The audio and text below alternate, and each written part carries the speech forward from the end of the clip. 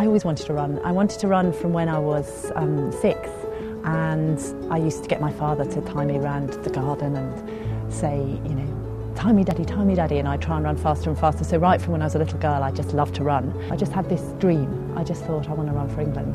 I think my greatest achievements were, I won the Dublin City Marathon in 1985, and that was a wonderful experience. In 1986, I was 7th woman in the London Marathon, 3rd British finisher, and I ran 2:36, and that was my fastest time. And I got selected for the Commonwealth Games off that, and that was my golden period, really. I mean, I developed an eating disorder when I was 17.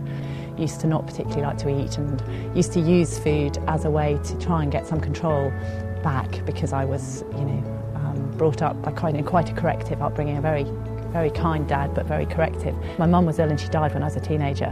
So I think that I used food quite early on as a way to try and have some control myself.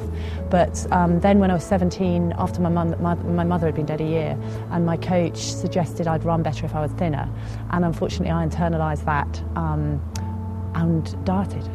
And then got caught up in a cycle of dieting, and then I couldn't hold it for long, and so then I'd binge, then I'd hate myself, and then I'd diet, and a great big binge and starve cycle that went on for many years, really. And I remember crying in bed, just longing to be free, but I was trapped in this, I was trapped. I think that failing in the Commonwealth Games was a big turning point, where I thought I'm going to have to look at myself, really look at myself, and find a way to heal.